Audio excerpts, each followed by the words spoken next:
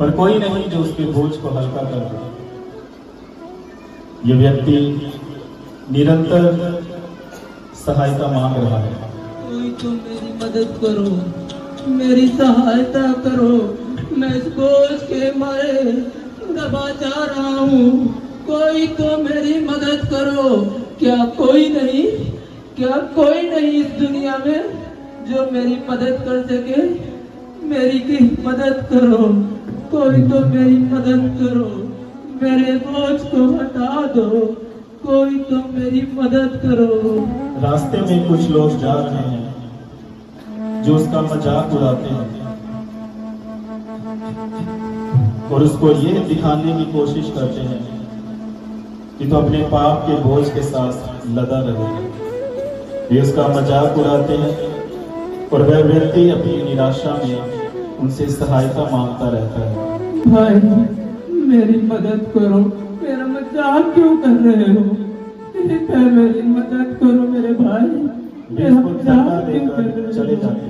मेरे भाई मेरी मदद करो, कोई तो मेरी सहायता करो, कोई तो मेरी सहायता करो। मैं इस बोझ के मारे दबा जा रहा हूँ। इतने में एक व्यक्ति जो नशे की हालत में है उसके सामने से गुजरता है। रुको भाई, मेरी मदद करो। मैं इस बोझ के मारे लंबे समय से उबड़ा हो जा रहा हूँ, मेरी मदद करो। ए भाई मेरी मदद करो। अरे बोझ? कौन सा बोझ? ये ले दारू, ये हर मर्ज की दवा है। इसे पी कर तो देख, अपने सारे गम भूल जाएगा और तेरा बोझ तेरे शरीर से दूर हो जाएगा। नहीं भाई, नहीं, मैं इस बोझ के मारे दबा जा रहा हूँ। क्या तुम मेरे बोझ को हल्का कर दोगे? अरे क्या है कि बात की रट लगाई रखी है? बोझ? अरे दारू पी, बीड़ी पी, सिगरेट पी और अपने सारे बोझ तेरे दूर हो जाएंगे। नहीं भाई, मैंने ये सब करके देख लिया है। कोई खुशी में पीता है और कोई गम भुलाने के लिए पीता है। नहीं भाई, मैं ये नहीं कर सकता, कृपया मेरी मदद करें। अरे हट, पड़ा रहा ऐसे अपने बोझ में, पता नहीं कहाँ से आ जाते हैं। भाई मेरी मदद करो, कोई तो मेरी मदद करो। भाई मेरी मदद करो, कोई तो मेरी मदद करो। ये व्यक्ति उसे कोई सहारा तो देकर मेरी चला मदद जाता करो। है। भाई कोई तो मेरी मदद करो, मैं इस बोझ के मारे दबा जा रहा हूँ। क्या कोई नहीं इस दुनिया में जो मेरी मदद कर सके? कोई तो मेरी सहायता करो। इतने में एक और व्यक्ति जो बहुत धनवान है वह उसके पास से गुजरता है और ये बोझ से दबा हुआ व्यक्ति उससे भी सहायता मांगता है। रुको भाई, क्या तुम मेरी मदद कर सकते हो? मदद? कैसी मदद? मेरे बोझ को हटाना है, कृपया मेरी मदद करें। मेरे पास बहुत पैसा है, ये बोझ क्या?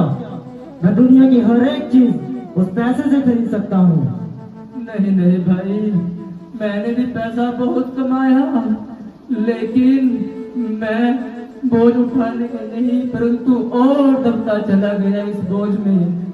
नहीं भाई, मुझे पैसा नहीं चाहिए। तो अभी चल हट। भाई मेरी मदद करो, कोई तो मेरी मदद करो। ये धनी व्यक्ति कोई तो मेरी अपने मदद धन का करो। बल दिखाकर उससे दूर चला जाता है कोई तो और मेरी उसे मदद गिरा देता है। यहाँ पर एक धनी व्यक्ति भी उसके बोझ को खत्म नहीं कर सका। इतने में एक और व्यक्ति जो बहुत बलवान है वह आता है और ये व्यक्ति उससे सहायता मांगता है। रुको भाई, आप कृपया मेरी मदद करें। बोझ को क्या आप हटा दोगे? क्या बात है भाई, क्यों इतना चिल्ला रहे हो? कौन सा बोझ उठाना है? भाई मुझे बताओ, ये बॉडी इसीलिए बनाई गई है? भाई, जो मेरे पापों का बोझ मैं लंबे समय से लेकर अपने कंधों पर चला जा रहा हूँ, ये बोझ कृपया मेरी मदद करे भाई। अरे ये भी कोई बोझ है? ये देख, मेरे डोले, मेरी बॉडी, ये मेहनत से बनाई गई है, जिम में मेहनत की है। ये सब मेहनत बोझ उठाने के लिए ही तो बनाई गई है। अबे ये देख, मैं तेरा बोझ 1 मिनट में उठा देता हूं। ये व्यक्ति उसके बोझ को उठाने की कोशिश करता है, पर इतना बलवान होने के कारण भी उससे ये पापों का बोझ नहीं उठाया गया। क्या हुआ भाई, क्या तुम भी नहीं मेरे पापों का बोझ उठा सके? अरे नहीं नहीं भाई, ये मेरे बस की बात नहीं है। मैं चाहूं तो तुझे उठा सकता हूं, पर तेरा बोझ नहीं उठा सकता। क्यों, क्या हुआ भाई? ये बोझ बड़ा भारी है क्या? ये व्यक्ति भी उसके पास से चला जाता है और ये बोझ से दबा हुआ व्यक्ति अपने बोझ में चिल्ला रहा है, कोई तो मेरी मदद करो, क्या कोई नहीं इस दुनिया में जो मेरी मदद कर सके? कोई तो मेरी सहायता करो, मेरे बोझ को हटा दो। हमने यहाँ पर देख लिया कि एक व्यक्ति जो नशे करता है और उसके दर्द को भुलाने के लिए वह नशे करता है, वो भी इसकी सहायता नहीं कर पाया। फिर हमने देखा एक धनवान व्यक्ति, वो भी उसके बोझ को कम नहीं कर पाया। एक बलवान व्यक्ति आया जिसने अपने बल का इस्तेमाल किया और उसके पापों के बोझ को खत्म करना चाहा, पर वो भी नहीं कर पाया। ये व्यक्ति निरंतर अपने पाप के बोझ से परेशान है और सहायता मांग रहा है। कोई तो मेरी मदद करो भाई, कोई तो मेरी मदद करो। ए भाई, कोई तो मेरी मदद करो। इतने में 2 व्यक्ति जो परमेश्वर का सुसमाचार सुना रहे हैं, वह व्यक्ति उसके पास से गुजरते हैं और उसे परमेश्वर का वचन सुनाते हैं। अरे भाई साहब रुको। हाँ जी, बोलो। भाई साहब, ऐसी कोई ताकत नहीं है, पर हमारे परमेश्वर में ताकि तो बोझ को हटा सकता है। वो कौन सा परमेश्वर है जो मेरे बोझ को हटा सकता है? प्रभु यीशु मसीह, जो तुम्हारे पापों का बोझ उठाने आया है। प्रभु यीशु मसीह? परंतु वो तो पापियों का नाश करने के लिए आया है, वो मेरा बोझ क्यों हटाएगा? नहीं नहीं भाई, प्रभु यीशु मसीह पापियों को मिटाने नहीं, परंतु पापियों को बचाने आए हैं। प्रभु यीशु मसीह बल्कि पाप का नाश करने आए हैं, पापियों का नहीं।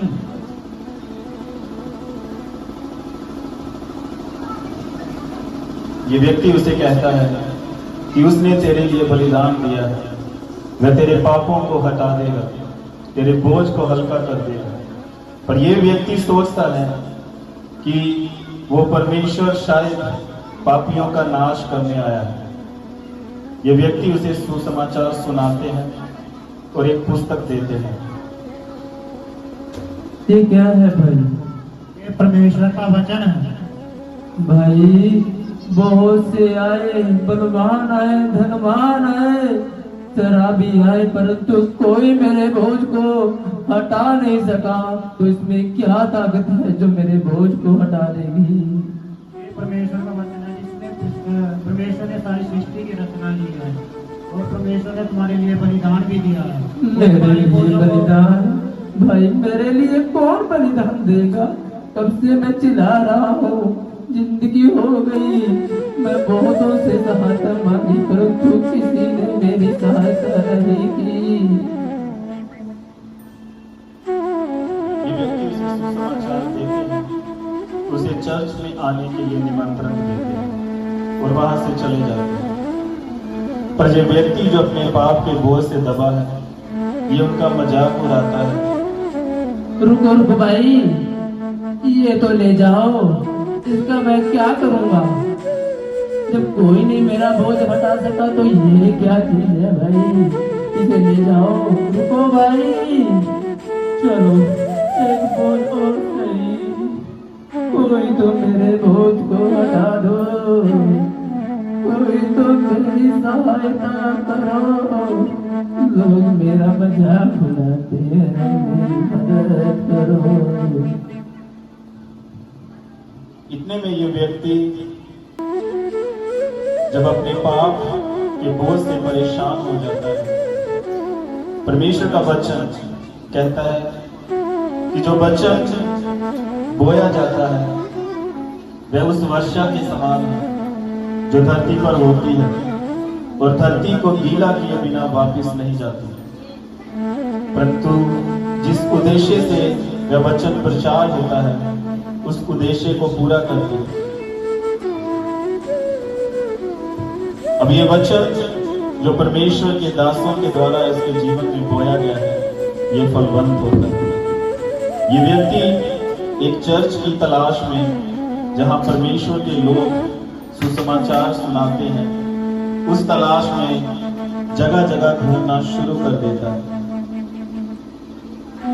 इतने में जब वो एक चर्च में जाता है जिसका पता उस पुस्तक के पीछे दिया होता है, ये व्यक्ति बाहर खड़ा देखता है और वहां पर एक प्रचारक प्रचार कर रहा है।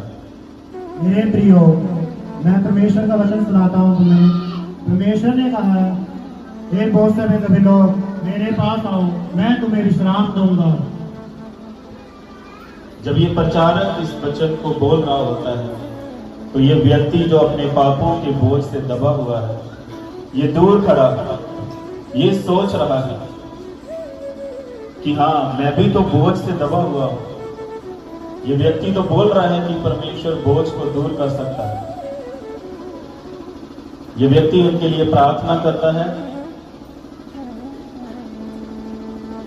पर ये विश्वासी जो वहां पर बैठे हुए हैं, ये अपने मन में सोचते हैं कि इस प्रचारक की प्रार्थना से कुछ बन नहीं रहा, हमारे काम हो नहीं रहे। ये अपने आप को ना बदलकर अपने चर्च को बदलने की कोशिश करते हैं, परंतु दूर खड़ा विश्वासी जो बोझ से दबा हुआ है, वो इस सारी घटना को देखता है और ये सोचता है कि ये लोग जो इतने सालों से परमेश्वर को मान रहे हैं, यदि इनका बोझ अभी तक नहीं खत्म हुआ तो मेरा बोझ कैसे खत्म हो सकता है। अब ये विश्वासी जो एक चर्च को छोड़कर दूसरे चर्च की खोज में गए हैं, वे एक और प्रचारक को देखते हैं और ये पाप के बोझ से दबा हुआ व्यक्ति इस सारी घटना को देख रहा है। वहां पर एक प्रचारक प्रचार कर रहा है। परमेश्वर का वचन कहता है कि अपने सारे दशवांश मेरे भवन में ले आओ, ताकि मेरे भवन में भोजन वस्तु रहे। यहोवा की यह वाणी है कि ऐसा करके मुझे परखो, तब मैं तुम्हारे लिए आकाश के झरोखे खोलकर तुम्हारे ऊपर अपरंपार वर्षा करता हूं कि नहीं।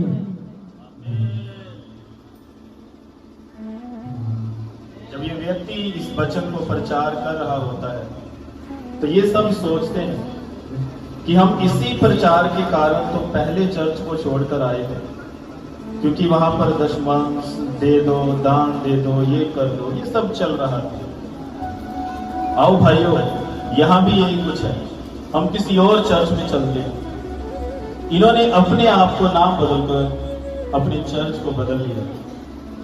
अब वो व्यक्ति जो अपने पाप के बोझ से लदा हुआ है, वो इस सारी घटनाओं को देख रहा है और उसके लिए ये एक ठोकर का कारण बन रहा है। जिस प्रकार परमेश्वर की वाणी में लिखा है कि हाय उस मनुष्य पर जिसके कारण किसी को ठोकर लगे। अब ये विश्वासी तीसरे चर्च में जाते हैं और उस प्रचारक से परमेश्वर की वाणी को सुनते हैं। आओ भाइयों, आओ, आपका स्वागत है। आइए बैठिए,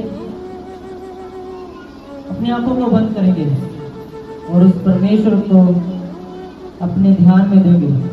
जब ये व्यक्ति प्रार्थना कर रहे हैं तो ये पाप के बोझ से दबा व्यक्ति दूर खड़ा इस सारी घटना को देख रहा है। मुझे परमेश्वर का आत्मा बोलता है, बताता है कि कोई हमारे बीच में है जिसका नाम एन से शुरू होता है, एन से। परमेश्वर उसे जॉब से ब्लेस करना चाहता है। यस आमीन। हमारे बीच में एक और भाई है जो अपनी समस्याओं से परेशान है, अपने परिवार की। परमेश्वर आज उसकी समस्याओं को दूर करना चाहता है। यस आमीन। परंतु परमेश्वर मुझे एक और बात बता रहा है कि ये बातें जो आपके जीवनों में चल रही हैं वो इसलिए है क्योंकि आप परमेश्वर से चोरी करते हैं। परमेश्वर के वचनों के साथ आप वफादार नहीं हैं। आइए सभी मिलकर कन्फेस करें, पश्चाताप करें कि परमेश्वर हमारे जीवनों से उन कमियों को निकाले। परमेश्वर के साथ हम वफादार रहें और जो भविष्यवाणियां हमारे जीवनों में हुई हैं उनको हम अपने जीवनों में रिसीव कर सकते। यहाँ पर हम देखते हैं कि जब एक प्रचारक ने उनके लिए भविष्यवाणियां की तो उन्हें बड़ी खुशी हुई। उन्होंने उन सबको बड़ी खुशी के साथ रिसीव किया। पर जब परमेश्वर के आत्मा ने उन्हें उनकी बुरी आदतें गिनवाई, उनके बुरे काम गिनवाए, उनकी अनाज्ञाकारिता गिनवाई, तब वे निराश हो गए और एक दूसरे के साथ झगड़ने लगे कि ये तूने बताया होगा पास्टर को, ये तूने बताया होगा। यहाँ पर भी उन्होंने अपने आप को ना बदलकर चर्च को बदल दिया। अब ये सब घटना वह पाप से दबा हुआ व्यक्ति देख रहा है। वह निराश हो जाता है कि मैं एक अंतिम आस लेकर आया था कि यहाँ पर मेरी प्रार्थनाएं सुनी जाएंगी। ये परमेश्वर जिसके बारे में मैंने बहुत सुना है कि वह अंधों को आंखें देता है, वह लंगड़ों को चलने की सामर्थ देता है, वो परमेश्वर मेरे कष्ट को दूर कर सकता है, मेरे बोझ को खत्म कर सकता है। पर इन लोगों के हालात को देखकर मुझे नहीं लगता कि परमेश्वर मेरे लिए कुछ कर पाएगा।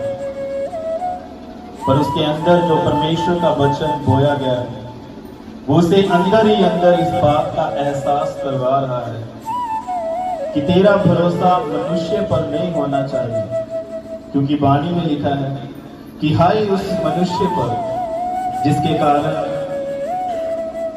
किसी को ठेस लगती है।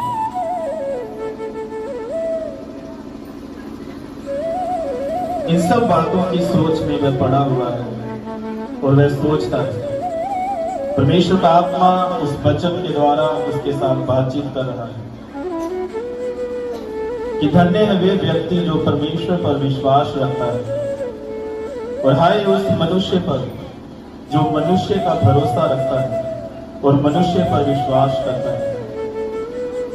इसलिए वो अंदर से टूट जाता है और परमेश्वर के आगे प्रायश्चित करना शुरू कर देता है कि परमेश्वर मुझे सत्य का मार्ग दिखाए। परमेश्वर मेरी सहायता करें प्रभु। मैं प्रभु इस दुनिया में मनुष्य के पीछे चलता जा रहा हूँ प्रभु। मेरा बोझ हर काम को मेरी मदद है बड़ा चला जा रहा है प्रभु।